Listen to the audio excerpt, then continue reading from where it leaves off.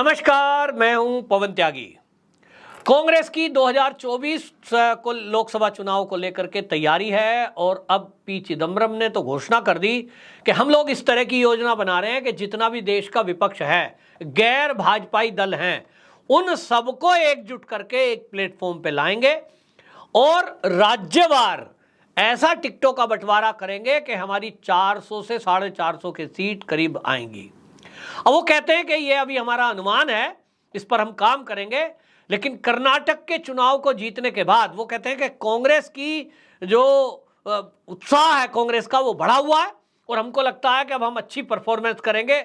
आगे आने वाले दिनों में राजस्थान, मध्य प्रदेश, छत्तीसगढ़ और मिजोरम, तेलंगाना में जो विधानसभा के चुनाव हैं, वो कहते हैं कि कांग्रेस उसमें भी अब अच्छा परफॉर्मेंस करेगी और इसके कारण से देश का जो भी विपक्ष है वो कांग्रेस के साथ जुड़े, कांग्रेस के साथ बैठकर चिंतन मनन करे और टिकटों का बंटवारा इस तरह से करे जैसा फॉर्मूला कांग्रेस ने बनाया है। क्या फॉर्मूला बनाया है?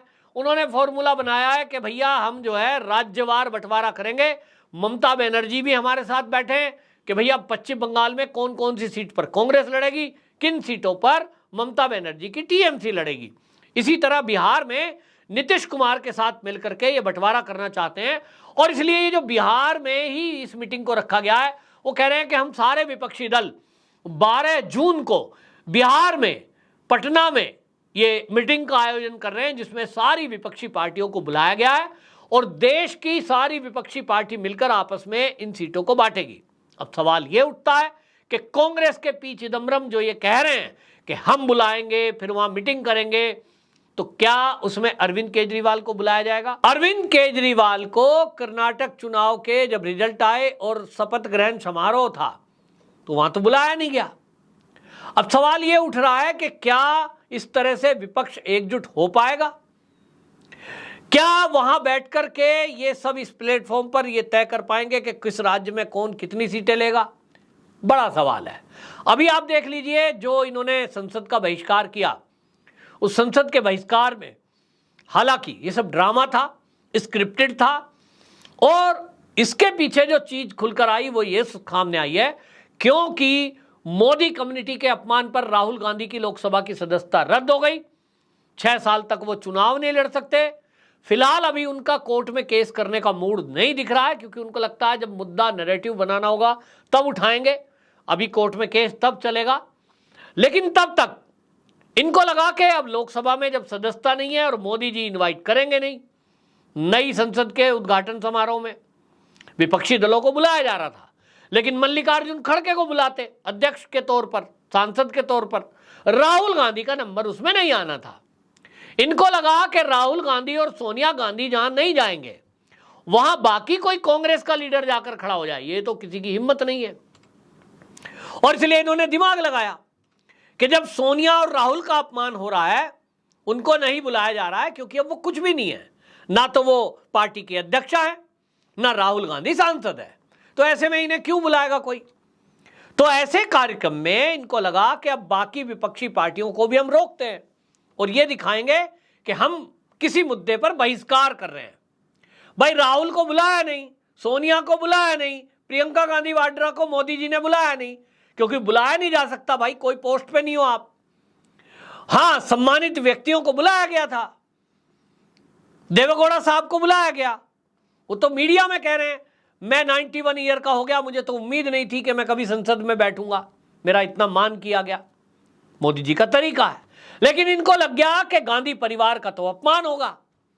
तब फिर मल्लिकार्जुन खड़गे हो या कांग्रेस का कोई भी लीडर या सांसद, उसकी क्या हिम्मत कि वो गांधी परिवार का अपमान हो रहा है और वो जाकर संसद में बैठ जाए। तो दिमाग लगाया कि बहिष्कार का बहाना ढूंढते हैं, कैसे बहाना करें, तो द्रौपदी मुर्मू जी का बहाना कर लिया। अगर द्रौपदी मुर्मू जी इसमें उद्घाटन कर रही होती तो फिर ये कहते कि साहब कमल का फूल डिजाइन क्यों बनाया है, फिर ये कहते साहब बरगद का पेड़ क्यों लगा दिया, फिर ये कहते साहब उसमें जो है महाभारत का दृश्य क्यों दर्शाया गया है, ये तो हिंदुत्व की निशानी है। इनको हिंदुत्व से चिढ़ है और इसीलिए विपक्षी पार्टियों को इन्होंने जुटाना शुरू किया। तो नतीजा आपके सामने है। क्या नतीजा है? कांग्रेस के कहने पर जो पार्टियां जुटी वो रह गई 19, और जो बीजेपी के साथ आई वो हुई 25। तो एक तरह से साफ हो गया कि भारतीय जनता पार्टी के साथ जो एनडीए में शामिल नहीं भी हैं, वो भी, उनमें से भी कई पार्टियां भारतीय जनता पार्टी के साथ आने को तैयार है। 24 का दृश्य लगभग ये साफ हो गया है। अब ये जो चिदम्बरम साहब कह रहे हैं कि हम पूरी विपक्षी पार्टियों को बिठाएंगे, अब इसमें प्रमुख रूप से आप देखिए एनसीपी के शरद पवार। क्या आपको लग रहा है कि शरद पवार को ये महाराष्ट्र के अंदर कांग्रेस से समझौता करके इस बात पे मना लेंगे कि वहां कांग्रेस को भी वो कुछ सीटें दे दें? आपको लगता है कि ममता बनर्जी से ये कुछ समझौता कर पाएंगे? ममता बनर्जी पहले ही साफ कर चुकी कि पश्चिम बंगाल तो आप हमारे लिए छोड़ दो, वहां हमारी सपोर्ट करो, कांग्रेस को कहा उन्होंने। आरजेडी जेडीयू में खुद का झगड़ा है, और ऐसे में जबकि उनके ऊपर आरोप लग रहे हैं, जेल जाने वाले हैं वो तो तेजस्वी, तो वहां क्या होगा? फिर आइए अरविंद केजरीवाल जी। कांग्रेस ने हालांकि दूरी बनाई है, क्योंकि कांग्रेस को समझ में आ गया कि आम आदमी पार्टी का बढ़ने का मतलब है कांग्रेस का सफाया। और 2024 में जॉर्ज सोरोस जो बैठे हुए हैं अमेरिका के, वो जो शकुनी मामा है, वो अरबों खरबों रुपए का जो फंड लेकर के बैठा है, उसने कई साल पहले घोषणा कर दी कि जो भी भारत में अस्थिरता पैदा करेगा मोदी सरकार को हटा सकता है, क्योंकि ये सनातनी सरकार है, उसको मैं ये पैसा दूंगा, इतना पैसा मैंने रखा है। तो सारी विपक्षी पार्टी इस चक्कर में है कि वो शकुनी मामा जो हैं उनको ये दिखा सकें कि बड़ा पार्टी का लीडर तो मैं हूं। तो राहुल जी इसी कोशिश में लगे हैं, कहीं भारत जोड़ो यात्रा, कहीं भारत तोड़ो यात्रा। अब इधर अरविंद केजरीवाल हैं, वो अध्यादेश के चक्कर में घूम रहे हैं। अध्यादेश एक बहाना है, उन्हें पता है, क्योंकि केस सुप्रीम कोर्ट में है, लेकिन वो घूम रहे हैं ये दिखाने के लिए कि विपक्षी पार्टी मेरे पीछे कितनी है। तो वो चेक कर रहे हैं, वो कह चुके 2024 का सेमीफाइनल होगा अगर अध्यादेश को हम हरा पाते हैं। तो वो ये देख रहे हैं कि मेरे पीछे कितनी पार्टी आती हैं। अब एक नेता वो हो गए, तो भाई तीसरे नेता नीतीश बाबू हो गए, चौथे नेता जो है अखिलेश यादव हो गए। उत्तर प्रदेश में उन्होंने मना कर दिया, कांग्रेस के साथ तो आएंगे नहीं। कुल मिलाकर के ये खिचड़ी पकड़ी है, और इस खिचड़ी में ये देख रहे हैं भाई किसका नंबर आता है, कहां कितनी सीटें बटेंगी। लेकिन जो पी चिदम्बरम के सपने हैं वो देखिए, वो कहते हैं 400 से 450 सीटें हम ले आएंगे। आधार जमीन पे कुछ है नहीं। एक अपना चुनाव जीत चुके हैं कर्नाटक का, उसके बाद ये नाटक कर रहे हैं, और इनको लगता है कि ये 2024 में सरकार बना ले जाएंगे। ये केवल मात्र एक सपना है, और ये सपना ही रहेगा।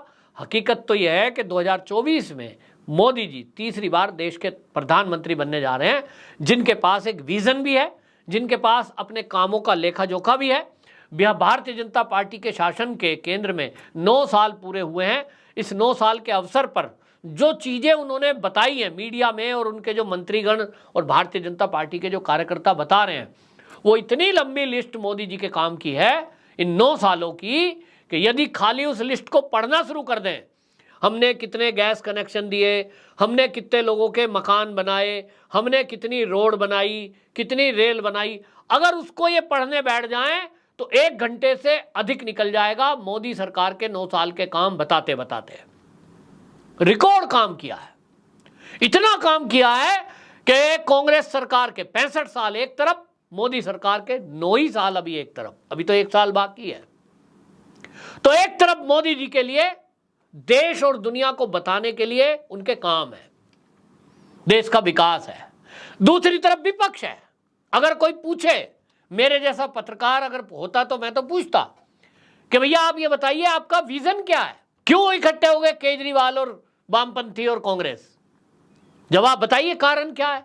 इनके पास एक ही कारण है कि जिनके ऊपर सीबीआई और ईडी के केस चल रहे हैं भ्रष्टाचार के, इससे कैसे बचा जाए, बस इनका एक सूत्री कार्यक्रम यही है।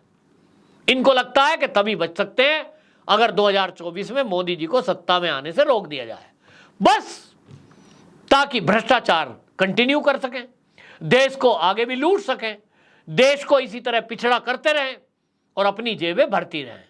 विपक्ष के पास एक सूत्री एजेंडा यही है।